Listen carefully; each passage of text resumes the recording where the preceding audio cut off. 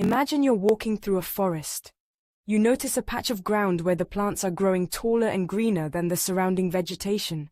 This could be a sign that the soil in that area is richer in nutrients. This is similar to a geochemical anomaly. In the world of geology, a geochemical anomaly is like that patch of fertile ground. It's a region where the chemical composition of the Earth's materials, like soil, rocks, or water, is different from the normal background levels. These differences, although sometimes subtle, can hold important clues about what lies beneath the surface. These anomalies aren't always visible to the naked eye. They often involve variations in the concentration of specific elements or compounds. These variations can be detected through sophisticated laboratory analysis of collected samples.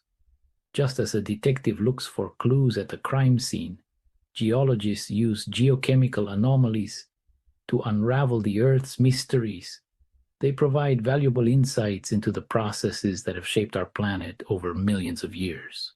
Geochemical anomalies are like nature's treasure maps, pointing us towards valuable resources hidden beneath our feet. They are crucial in mineral exploration. Deposits of valuable ores like gold and copper create distinct geochemical signatures. These signatures help geologists identify areas with high potential for resources. This focuses exploration efforts and reduces costly drilling. Geochemical anomalies also aid in environmental monitoring. Elevated elements can indicate pollution from industrial activities. Identifying these helps in understanding contamination and remediation. They also provide insights into geological hazards like volcanic eruptions. One of the tools geologists use to identify geochemical anomalies is the gradient method. Imagine you're climbing a hill. The steeper the slope, the faster the altitude changes as you walk. The gradient method works similarly, but instead of altitude, it analyzes the concentration of chemical elements.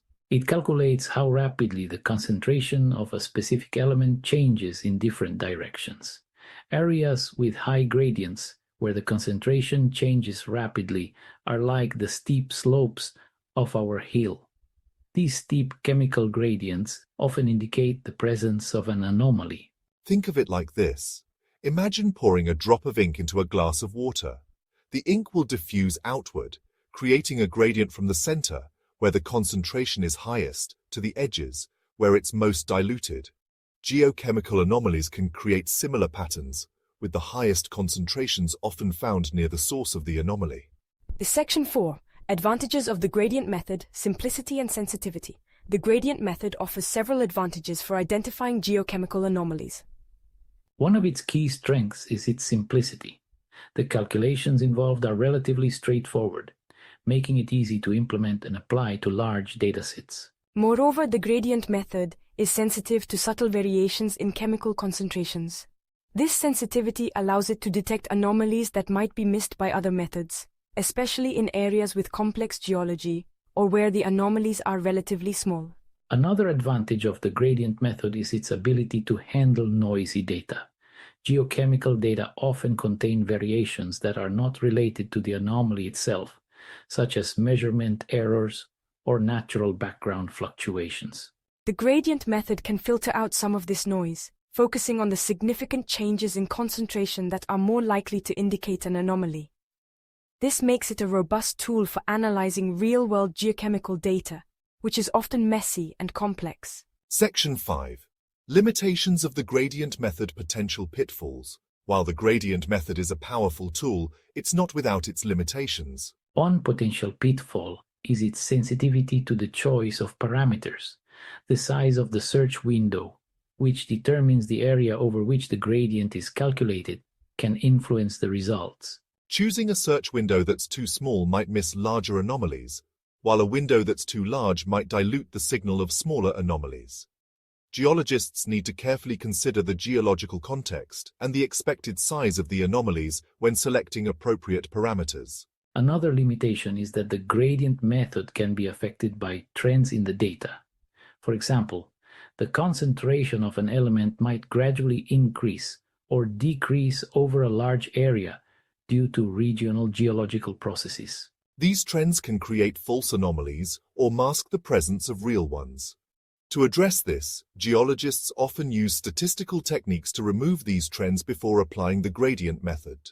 Section 6. Real-world applications from mineral exploration to environmental monitoring. The gradient method has found widespread applications in various fields, showcasing its versatility and effectiveness. In mineral exploration, mining companies use it to pinpoint ore deposits.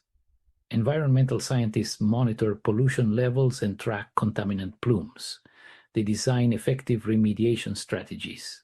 Geologists study geological processes and hazards. They provide early warnings of potential eruptions. The gradient method unveils hidden patterns in geochemical data, addressing challenges in resource exploration and environmental protection. My name is Ricardo Valls. I am a professional geologist registered in the province of Ontario, Canada, and also the president of Valls Geoconsultant. Geology, geochemistry, structural analysis, machine learning, and artificial intelligence. I am sure you will find something useful among my over 550 videos.